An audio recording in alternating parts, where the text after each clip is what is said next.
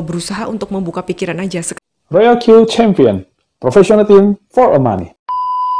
Hai Sis Karina, Hai. welcome di podcast Royal Q Champion ya. Oke. Kok tegang? Enggak sih, biasa aja. Iya, oke. Royal Q, kan ikut juga ya di Royal Q ya? Ya. Kenapa mau gabung? Kenapa ya? Iya, alasan pertama diajakin temen ya. Alasan pertama diajakin teman, oke. Yang kedua kan saya lagi cari peluang. Ya. Peluang saat sekarang itu kan lagi COVID begini kan banyak usaha yang memang lagi agak susah ya. Benar. Jadi nggak ada salahnya kalau kita cari peluang bisnis yang baru. Dan dari situ ya mungkin kita bisa make money yang lebih lagi. Oke. Ya memang sih, kalau bicara pandemi kan memang banyak usaha kan kena. Betul. Ya kan? Dan banyak orang tuh lagi berusaha cari yang sampingan, yang lain lah. Bisnis yang lain lah ya. Nah, tapi kalau bisnis yang harus stok barang, terus harus modal besar dan sebagainya, ya itu yang jadi susah kan jalaninnya kan. Kalian juga harus mikirin stok barang, belum lagi expirednya. Modal. Nah, modalnya juga gede. Makanya kenapa mau pilih di Royal Q karena ya modal kecil ya? Iya, selain satu modal kecil dan waktu saya dengar penjelasannya itu kan kita sebagai investor ya, maksudnya waktu kita mau coba trading di situ, kita sebulan itu bisa profit estimasi sekitar paling minimal 30-40%. Gitu kan. Jadi kalau kayak saya punya uang, ya bolehlah masuk situ daripada kita masuk ke deposito ataupun yang lain-lain. Karena sebelumnya pun juga saya ada main forex juga kan. Jadi so far itu peluang yang bagus daripada duit kita cuman ada di bank aja. Ya kita bisa putar ke situ kalau kita sebagai investor. Gitu. Jadi buat yang punya uang boleh tuh masuk ke situ karena memang kan kalau saya lihat kan sistemnya kan memang kayak kita komoditi ya. Jadi kayak jual beli, di dalamnya ada koin-koinnya. Kalau sekelas saya lihat, tapi memang secara teknis kan saya nggak paham semuanya. Karena saya orang awam biasa aja kan. Cuman waktu saya lihat itu kayaknya boleh nih, maksudnya dari sisi kerugian pun juga mungkin lebih kecil. Dan kalau lihat dari money changernya, Binance-nya pun juga kayaknya minim untuk scam lah. Ya, gitu. Resiko lebih kecil. Ya. Kenapa bisa lebih kecil?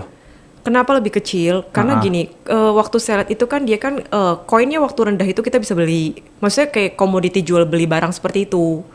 Gitu loh. Maksudnya kalau saya lihat dari sisi orang awam seperti itu. Jadi ya kalaupun nanti loss-nya pun juga ya nggak seperti kayak uang hilang kayak misalkan sampai kan ada beberapa kayak mereka itu kan kayak scam terus habis itu dia lari, ya itu beda cerita lah ya, mungkin itu kayak kayak money game atau apalah ya. Kalau ini kan berbeda, kripto kan.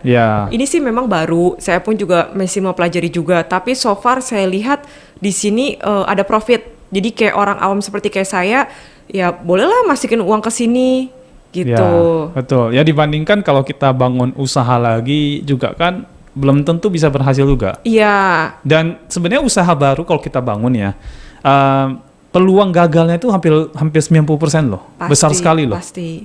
Bener ya? Bener. Kalau dari pengalaman Sis Karina gimana? Jadi gini, kita kalau bangun usaha itu kan yang pasti duit akan keluar yang pertama. Ya, modal kan? Ya, modal. Kita bicara modal. Kalau belum tentu untung loh besoknya. Iya, pasti. Dan itu kan bicara proses. Makanya kan kalau selama proses membangun itu kan ya paling nggak kita harus punya backup duit yang cukup banyak lah. Kalau enggak, sebentar. Backup duit yang banyak berarti dia harus punya modal besar dong untuk bangun usaha. Ya, kita ngomong secara logika ya pastilah kalau kita usaha kecil-kecilan dengan head to head dengan yang company yang sudah jalan, udah pasti kalah. Udah pasti kalah. Modal duluan. Iya, itu udah pasti. Jadi yang pertama modal harus punya. Jadi kalau misalkan bilang, ada modal kecil bisa bangun usaha, ya itu sih jujur agak bullshit ya. Agak berat lah. Agak berat lah ya. Maksudnya kan berat pastinya, itu juga agak susah jalannya. Jadi yang pertama harus punya modal. Nah modal itu kan untuk scale up, dan kalaupun di tengah jalan nanti nemuin beberapa masalah, terus juga ya belum bisa BEP ataupun apa, jadi ya kita pun sendiri kan juga harus tetap makan. Iya, benar kan? sekali. Nah, jadi dari situ kan satu kita oke lah mau beli franchise pun yang memang sudah udah ada namanya, tapi tetap aja di zaman pandemi kayak gini, franchise juga pun belum tentu menjamin kan. Iya, banyak juga yang tutup itu ya. Ada temen yang beli franchise, dia udah punya brand besar dan harganya pun juga ya angkanya miliaran lah ya, tapi tetap aja kena COVID 2-3 bulan tutup juga. Dan balik modal nggak? Dengarnya miris banget. Betul, balik modal nggak. Bahkan mereka cuma bilang ya oke lah, anggap aja nih belajar aja. Jadi sebenarnya pun juga mau bisnis juga sama aja kan? Ya. Memang sih kalau kita bicara bisnis itu 90% waktu kita bangun bisnis itu berpotensi gagal. Betul. Bahkan ada yang bilang sampai 5 tahun pertama dari 100 bisnis yang dibangun, ya paling bertahan 5. Ya pasti. Artinya 95-nya itu beresikonya gagal semua tuh. Berarti bukan 90%, 95% malah. Iya. Memang tingkat resikonya cukup tinggi kalau kita bangun usaha. Oke. Gitu di saat-saat kayak sekarang ya, apalagi lagi COVID kayak gini, keadaan kan nggak menentu. Iya benar sih. Market dan nggak menentu, udah pasti kan keluar uang, tapi balik modal nggak, itu poinnya kan. Ya, belum lagi masalah karyawannya ya. Betul. Punya pengalaman itu? SDM itu juga sama, kan kita harus turun tangan langsung SDM-nya. Jadi kalau segala sesuatu yang kayak sekarang nih berbau dengan kita mau buka usaha baru lagi, bla bla segala macem. Yang pasti kan yang pertama masalah modal, yang kedua SDM. Nah SDM ini kan juga harus cari yang kompeten, kadang juga keluar masuk, turnover juga tinggi. Jadi kadang tuh kalau kayak sekarang tuh orang tuh pengusaha udah ruwet. Jadi gimana ya, mau buka usaha lagi pun juga mikir-mikir lagi. PPKM lagi? Iya, tambah lagi PPKM. COVID ini kan kita nggak tahu sampai kapan. Makanya ya mending kita coba cari peluang yang baru aja. Oke. Itu sih kalau dari sisi saya ya. Iya. Jadi sebenarnya karena melihat keadaan yang memang ya menuntut ya, akhirnya menuntut kan mau nggak mau ya udah coba cari peluang yang lain yang hari ini masuk besok make money ya. Iya, itu lebih better sekarang dan lebih safe. Oke, lebih better dan lebih safe. Iya. Oh. Kalau kayak kita kan maksudnya pengusaha itu kan pasti stok barang udah pasti. Jadi ada uang pun juga mau nggak mau harus putar di barang lagi. Sementara market market begini kan kita nggak bisa prediksi. Iya. Jadi kalau kayak sekarang ya kita coba cari peluang yang baru, dan saya lihat memang waktu beberapa teman yang jelasin juga kita boleh coba seperti kayak kripto kayak gini kan, komoditi kan, jual beli, dan saya lihat profitnya juga setiap bulan lumayan juga, ya kenapa nggak kita coba aja. Oke, tapi sebelumnya tahu tentang kripto nggak? Nggak sama sekali. Nggak sama sekali? Karena memang dulu anti banget dengan seperti ini. Oke, tapi Bitcoin pernah dengar lah ya? Pernah dengar. Tapi ternyata setelah teman kasih tahu tentang kripto gini dan cari tahu tentang Bitcoin, menarik juga ya. Menarik juga. Menarik profitnya kah? Ya iya dong. Kan semua orang kan kalau zaman pandemi begini kan pengennya kan bisnis profit. Iya. Ada uang pun juga pengennya juga diputer, tapi juga profit lah, bukan loss. Yang penting everyday make profit lah. Oh iya dong. Ya. Itu udah pasti. Kalau di-compare dengan bisnis yang biasa ya, yang kita keluar modal, itu belum tentu besok hari ini masuk modal, hari ini bangun, belum tentu besok langsung dapat uang ya. Oh pastilah. Masih harus renovasi lagi. Betul. Karyawan lagi, ya karena sebagainya. Itu belum tentu jalan juga sih. Dan kalau lagi sepi gimana? Nah iya, pusing ya. Kan sekarang kan juga orang kan juga banyak kan kalau PPKM begini di rumah. Oke lah mungkin pesan online, tapi tetap aja kan ada yang juga banyak kan mereka urus sendiri, masak sendiri pesan atau apa. Online juga saingannya banyak. Semuanya orang online. Betul. Jadi nggak gampang memang situasi sekarang. Betul, sekarang market lagi nggak bisa ditebak. Dan kondisinya pun juga memang lagi sepi sih. Jadi better cari yang memang udah pasti-pasti aja, hari ini masuk, besok udah profit make money. Itu lebih better. Dulu memang saya anti banget dengan seperti ini, dulu. Cuman beberapa bulan ini saya coba open mind, terus saya coba dengerin, dan ternyata memang make profit ya. Waktu saya masukin uang, saya lihat juga lumayan ya, ada profit gitu loh. Jadi ya kenapa kita nggak coba lihat peluang lagi gitu aja sih. Ya cuman kan agak gimana ya, agak berisiko kalau misalkan orang itu dia lihat itu tapi dia nggak ngerti. Ya. Dia main masukin uang aja terus taunya profit tapi sebenarnya nggak ngerti itu bagaimana caranya, bagaimana dia bisa make money. Nah itu kan juga sebenarnya nggak disarankan. Iya memang Jadi kalau bisa sih memang yang ngajak pun juga harus ngajarin lah ya. Oh iya betul gitu ya. Dong. Harus Kalo ngajarin ya. Iya, kalau nggak kan masih gini. Waktu saya ikut satu bidang misalkan aja kan, dia kan juga paling nggak harus ajarin saya kenapa saya harus masukin uang ke situ, gitu kan. Jadi kita pun juga kurang lebih ngerti lah. Maksudnya duitnya akan dibawa kemana dan akan profit setiap hari berapa dan estimasi sebulan dapat berapa. Harus ngajarin dong. Kalau nggak nanti kita nggak tahu terus tiba-tiba nanti scam, bagaimana kan? Nah, semuanya harus jelas. Ini nih banyak di luar sana itu orang kan modelnya ikut-ikutan. Ya. Terus pada akhirnya kan nggak ngerti sama sekali. How to make money-nya juga nggak ngerti mereka. Cara pakai robotnya boro-boro. Nah kalau kayak gitu kan jadi bahaya. Nah itu yang bahaya. Berarti kan itu kan ya orang kan ya sorry ya maksudnya orang tuh maksudnya hanya cuman oke, dia daftar habis itu nggak diajarin lagi gitu kan. Ya. Jadi sebenarnya sih kayak gitu nggak bagus ya. Maksudnya dalam artian gini kan orang kan juga kalau zaman kayak sekarang kan maksudnya orang tuh pengen ikut oke ini udah tahu bagus tapi dia juga pengen diajarin. Maksudnya pengen tahu nih maksudnya kayak gimana sih prosesnya sampai bisa dapat profit setiap bulannya gitu. Jadi sebenarnya gini, berarti orang itu ketika seseorang itu dia mau masuk ke dunia yang let's say yang masih baru sama dia lah. Paling baik itu belajar dulu lah ya. Oh, ya kalau dulu kan banyak scamming itu dulu tuh. Ya. Justru itu kalau dulu kan cuman oke ikut-ikutan karena kan memang di awal-awal ya sebelum orangnya kabur ya mungkin adalah tuh beberapa yang kena kan. Jadi memang dia udah pernah ngerasain dapat nih tapi ternyata 3-4 bulan kemudian dia tutup dan dia kabur.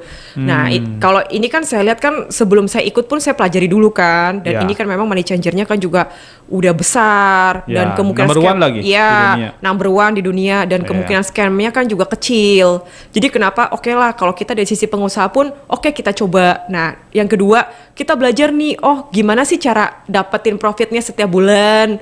Nah, gitu. Harusnya pengusaha itu memang punya open minded yang seperti ini. Iya. Jadi pada saat memang lagi kondisi lagi tidak bagus, bisnis juga lagi turun. Nah, jangan terlalu menutup diri juga ya sebenarnya dengan peluang lain. Harusnya gitu. Cuman kan ini kan gini, kadang-kadang kan kalau kita pengusaha kan, yang ada barangnya kelihatan fisiknya. Oh, oke. Kita mau, yang penting bisa dipegang. Kita bisa dipegang. Oke lah. Jadi setidaknya tuh ya oke lah scam nggak ada lah kalau kita misalkan beli barang lah ya, misalkan kita usaha. Tapi kalau ini kan memang digital. Ya, karena ini agak future masalahnya. Nah, ini digital. Ini kita bicara masa depan. Nah, ini kita bicara digital masa depan. Jadi nggak semua orang memang mau open mind di situ.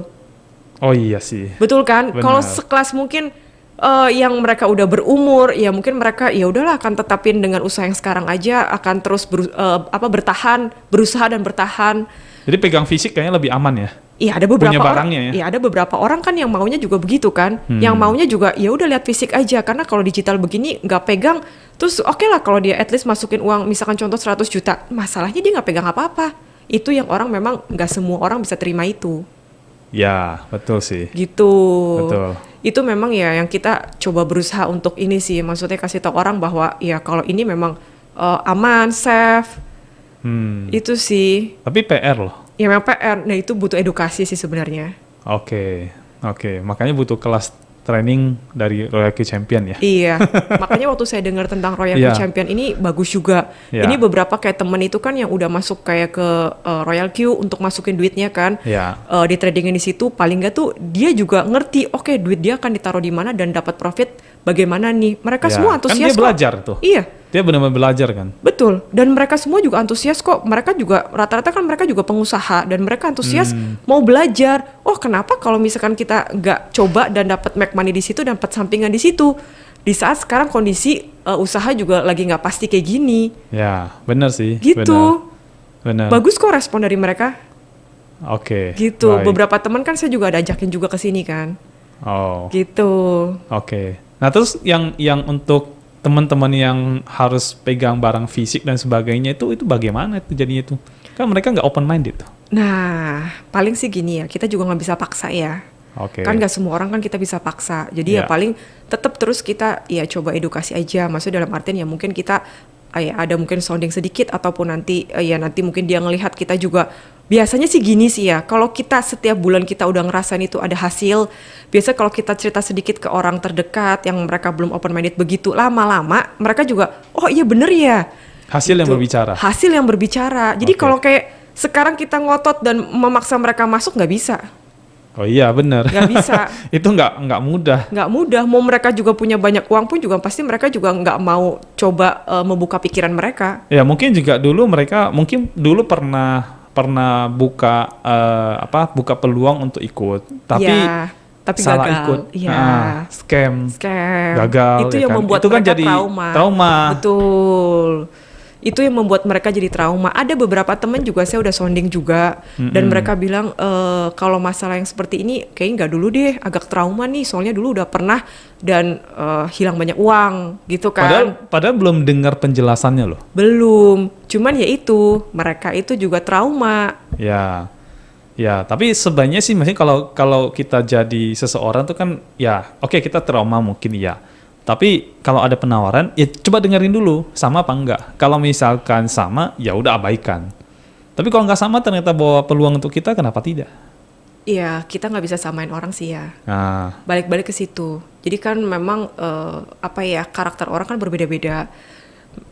Ya kalau seperti ini ya paling kita coba sounding ke beberapa teman yang memang mau open minded aja sih. Gitu. Beberapa teman saya juga ada yang open minded, ada yang enggak juga, tapi kita nggak bisa paksain lah. Tapi hasil yang berbicara. Tapi kalau setiap bulan kita make profit di situ, lama-lama juga mereka akan pikir, oh iya bener ya profit ya di sini ya. Kalau ini kan saya sebagai investor aja kan, masukin uang, terus saya belajar berusaha untuk mentradingkan itu aja dengan membeli beberapa koin. Tapi gini sih. Si sekarang gini, kan backgroundnya kan pengusaha nih ceritanya, importir barang juga, ya kan. Biasanya kan pegang barang. Betul. Nah, ini kan nggak pegang barang. Betul. Kok percaya gitu? Nah, gini. Saya cuma ngelihat satu hal begini. Kan sekarang kan lagi COVID. Ya. Itu satu usaha lagi nggak pasti. Ya. Tadinya sih memang saya orangnya kan juga kan tadi saya bilang kan saya paling anti dengan seperti ini. Jadi tuh saya juga trauma lah ya, maksudnya kan juga dulu pernah juga kena ikut begini terus habis itu hilang entah kemana tuh. Saham ya? Iya mungkin seperti itu. Nah jadi jadi saya cuma hanya berusaha untuk membuka pikiran. Iya. Tapi sorry, kalau kita waktu itu habis berapa kira-kira? Iya. Kayaknya 3 digit ada kali ya. 3 digit ya? Iya mungkin ada sih. Cuman lumayan itu udah lama sih, udah berapa tahun yang lalu. Iya. Nah jadi beberapa teman pun juga kena begini kan. Nah jadi saya hanya coba berusaha untuk membuka pikiran aja. Sekarang masalahnya kalau lagi di zaman begini, kita masih tertutup pemikirannya, ya akan begitu-begitu aja. Jadi yang lagi susah pun juga bilang sepi, ya udah sepi terus, tambah pusing. Nggak ada solusi sama sekali. Nggak ada solusi sama sekali masalahnya. Sekarang mau nggak mau ya kita harus buka pikiran, coba kita dengar dulu. Kalau memang bagus, ya kita coba yang kecil dulu aja lah ya. Kan kita kan juga kan ada yang coba hanya trading, maksudnya ya membeli koin itu kan yang kecil berapa juta kan juga ada kan. Jadi ya coba yang kecil dulu aja. So far kalaupun sampai oke lah, misalkan aja amit-amit hilang pun juga ya udahlah, paling cuman hilang sekitar seberapa kan gitu kan. Betul. Jadi coba yang kecil dulu. Cuma kan yang koin yang di spot market ini kan sebenarnya bukan hilang. Ya sebenarnya kan gitu kan, turun. Orang bilang tuh floating ya. Floating. Nah betul. Tapi ini kalau kita ngejelasin orang awam itu kan nggak tahu. Orang tuh pikir, wah itu udah warnanya merah ataupun apa. Orang pikir kan udah dak-dikduk. Nah, duitnya hilang kemana nih gitu kan. Makanya saya itu pribadi ya, kenapa kita bikin Royco Champion? Karena kita mau mengajarin orang bahwasanya trading di kripto itu sama aja kayak trading, kayak kamu jualan dagang barang. Nah, yang penting ketika harga barang turun jangan dijual, simpan aja. Iya. Nanti kan harga naik baru jual. Logikanya kan seperti itu kan. Betul. Cuman ini kan kalau orang awam yang denger pun juga udah ngelihat ada misalkan aja wah warna merah, dia tuh udah waduh duit gue sebentar lagi hilang nih kayak gini-gini segala macam, asumsi negatifnya tuh semuanya udah keluar. Iya benar gitu juga kan. sih. Karena memang kan mereka kan bukan trader, mereka juga bukan orang yang pemain kripto atau belum forex. Ngerti aja. Belum ngerti, kan konvensional banget. Kayak saya kan juga konvensional banget kan. Iya. Jadi saat itu ya maksudnya saya berpikir ya udah kita coba buka pikiran dulu, siapa tahu bagus. Coba kecil nggak masalah. Waktu saya coba kecil, wah ternyata bener. Oh make money juga ya setiap hari. Ya, bener. Nah sebulan saya itu, lumayan juga ya. Akhirnya saya coba masukin lagi ke situ lagi dengan membeli banyak koin lagi. Ya. Jadi ya dari situ saya pikir ya kita coba yang kecil dulu aja deh. Kalau misalkan coba yang kecil dan ngerasa ada hasilnya ya kita baru coba yang nambahin lagi di situ. Ya. Gitu aja sih simpelnya. Ini sebenarnya sekarang ini juga keren ya. Kenapa? Karena ya sebenarnya belum menguasain totalitas 100%, tapi bisa yakin ya dengan cryptocurrency ini ya. kan balik lagi gini, kita kan mencoba peluang. Oke. Kalau kita nggak coba, itu kita nggak ada yang tahu. Betul kan? Ya. Mungkin yang lagi nonton di sini pun juga sama, maksudnya gini, ini kalau kita nggak coba, kita nggak ada yang tahu. At least kalaupun sampai, oke lah coba berapa sih, misalkan aja 3, 4, 5 juta. Kalaupun hilang pun juga, ya sudahlah kita coba, maksudnya paling nggak tuh kita ngerti lah ya. Tapi saya rasa juga kalau dengan sekelas kayak Money Changer, kayak Banners yang udah nomor 1 di dunia ya, itu juga saya lihat kan sebelum itu saya baca dulu itu oke, portofolio juga bagus, kita coba trading yang kecil-kecil dulu aja.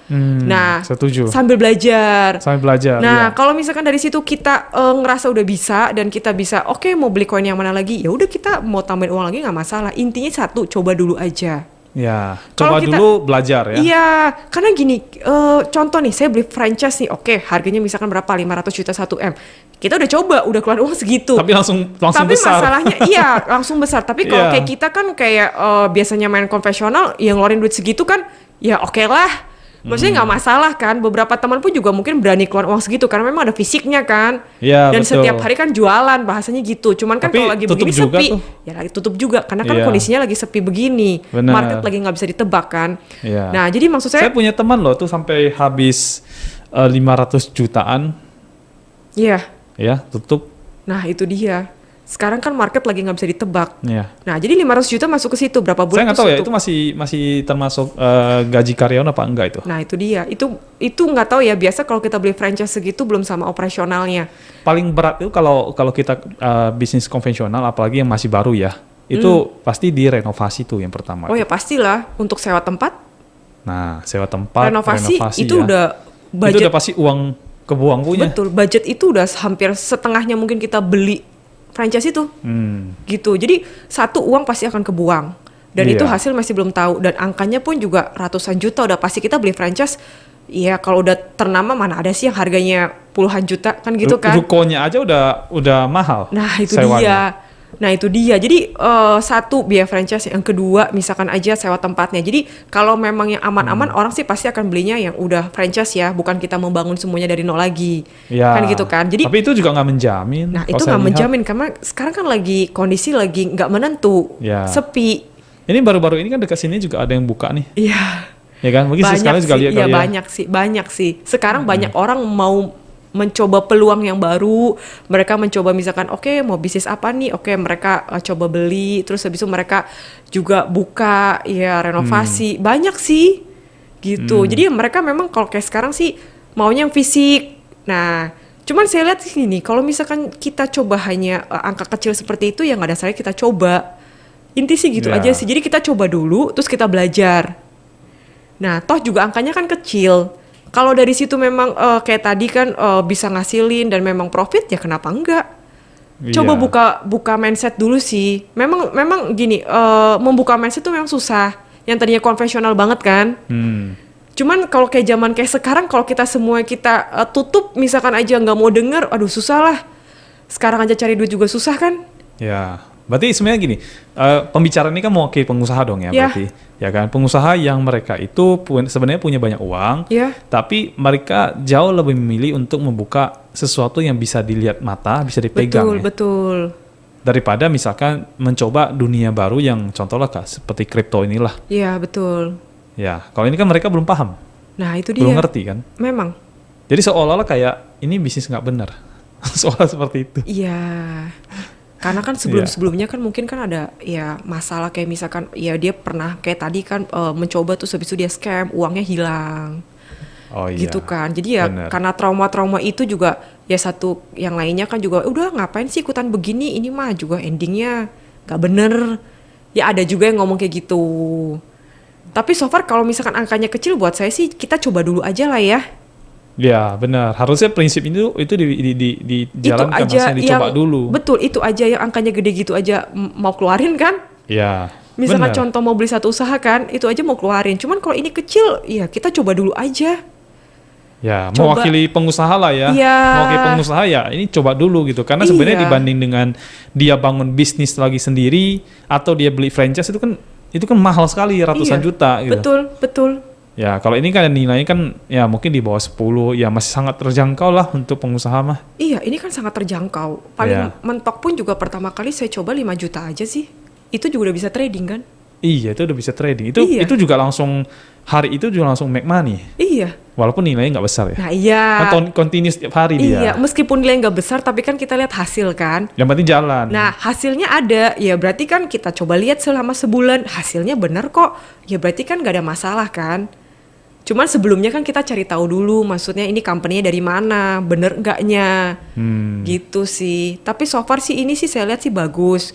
Jadi peluang seperti ini kita coba dulu aja. Kalau misalkan memang masih takut, coba dulu aja yang kecil. Kan kalau kayak kita kan paling investor aja ya, maksudnya dalam artian kita trading aja. Iya, itu sih.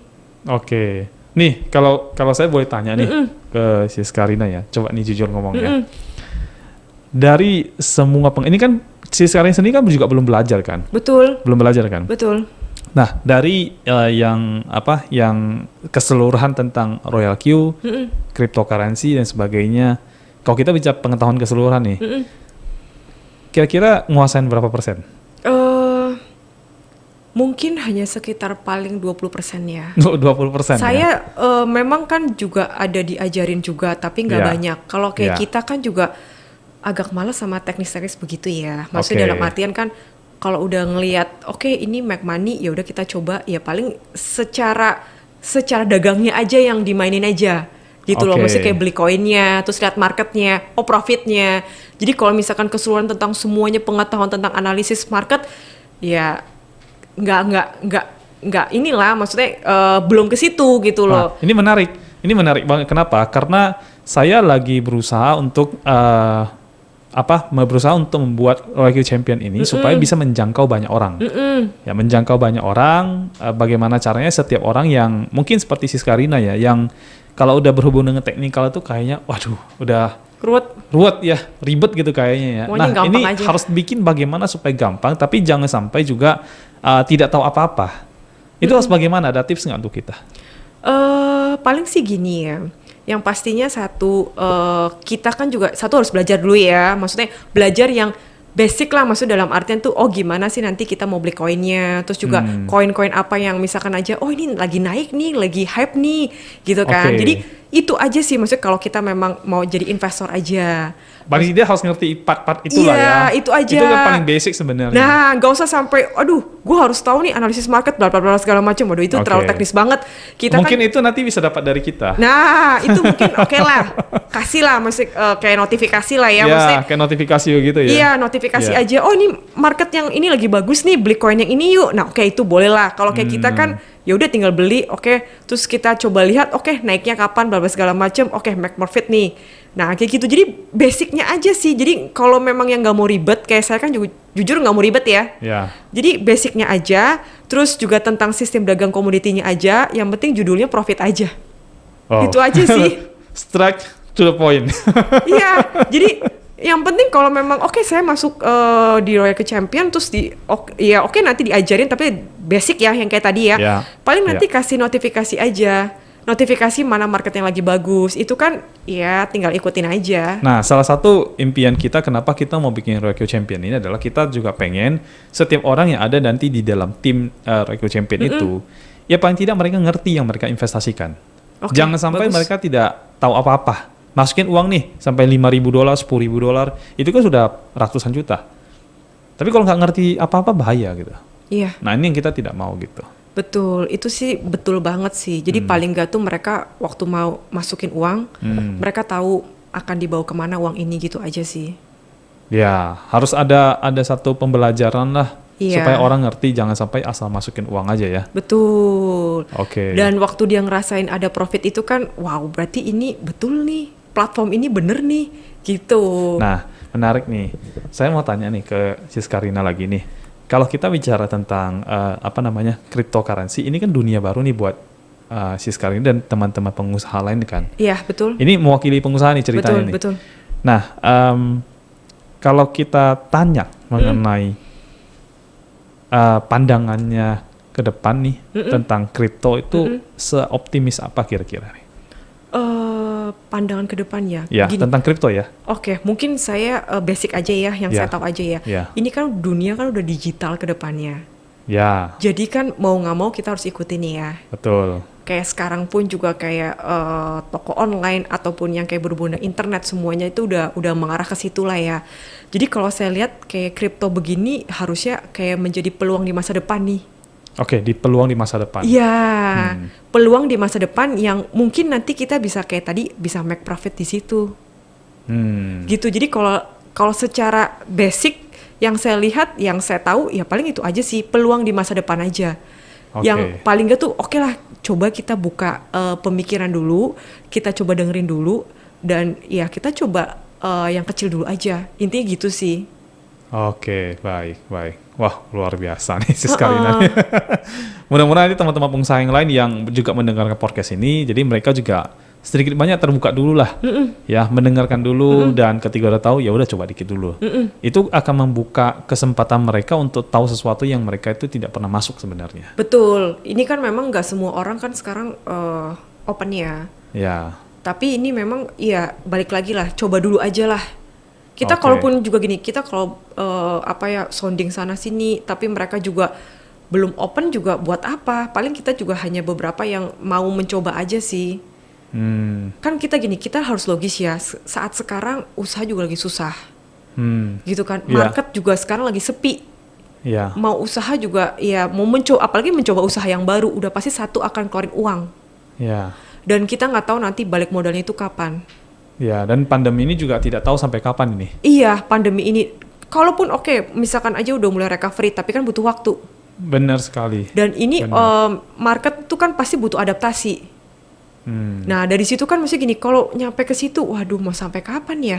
Tambah lagi kan kita punya keuangan, misalkan aja kita pasti kan kalau kayak kita bisnis ya pasti ada ukuran bensinnya, maksudnya ketahanan modalnya. Itu mau sampai kapan? Mau digerus terus? Oke, terus-terusan, tapi tetap aja akan habis juga. Iya benar juga gitu. Ya. Jadi ini harus dipahami sama. Cobalah kita berpikir logis aja, gitu aja. Berpikir logis betul. Dan kita coba membuka pikiran. Gitu aja sih simpelnya. Wah iya benar loh.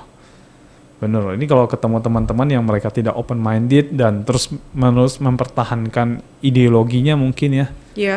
Wah itu bisa lama-lama habis tuh uang itu. Iya. Betul. Sekarang lagi nggak bisa ditebak, market juga susah. Ya usaha pun juga sepi. Jujur aja. Oke. Gitu. Jadi ya ini sih saya rasa sih peluang yang investasi kripto peluang oke ya? Oke. Karena saya kan udah ikut kan kurang lebih kan hampir 1 bulanan ini. Mau hampir 2 bulan lah ya. Jadi saya coba dengan angka yang kecil dulu. Waktu saya lihat, saya coba kan kayak tadi kan diajarin basicnya aja. Oke, beli koin, terus juga terus habis itu juga waktu saya lihat juga ada profit juga. Saya lihat selama sebulan itu juga, lumayan juga ya. Nah, baru saya naikin lagi angkanya. Jadi kalau dibilang ini sih peluang masa depan, maksudnya gini, cobalah kita denger dulu aja, gitu. Coba denger, terus kita coba belajar dulu. Dari situ ya, kalaupun memang tertarik, coba yang kecil dulu aja. Intinya itu aja sih. Kalau nggak dicoba ya kita mana tahu bener enggaknya kan. Jangan denger dari orang lain gitu. Setuju. Kalau denger dari orang lain, mesti gini, dia ngeliat bagus-bagus tapi diri sendiri nggak mau coba, ya buat apa? Oh iya, bener gitu. Juga ya, bener.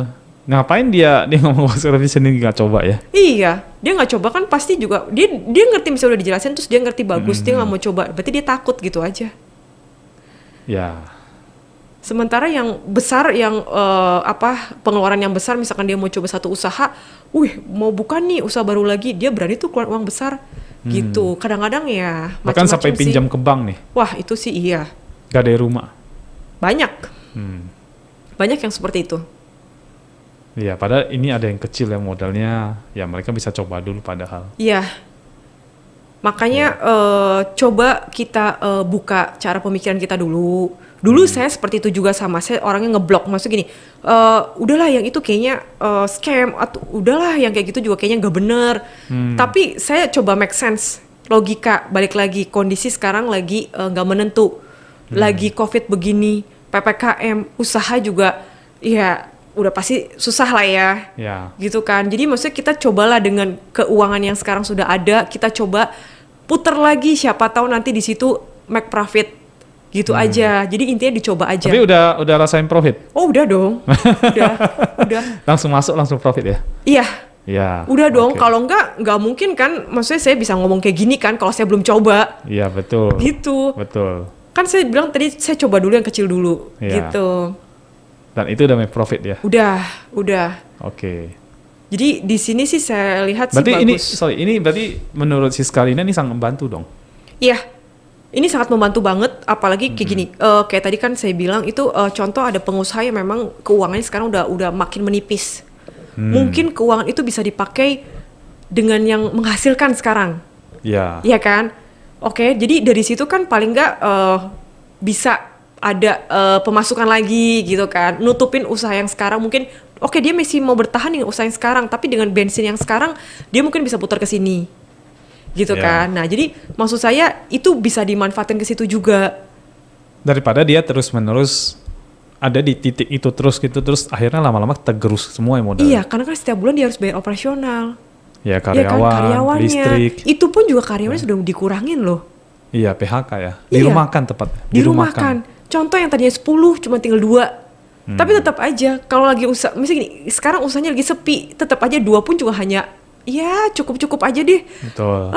Karena beberapa teman kan juga, mereka kan juga sounding, aduh usaha sekarang lagi sepi, lagi susah, bla bla segala macem. Jadi ya itu hanya untuk bertahan aja sebenarnya. Bener juga ya. Iya, hanya untuk bertahan aja. Iya. Jadi sekarang kalau yang lagi ngalami kondisi kayak yang tadi saya cerita, yang uangnya juga sekarang udah terbatas, ya cobalah kita open minded dengan yang peluang seperti ini. Itu aja sih.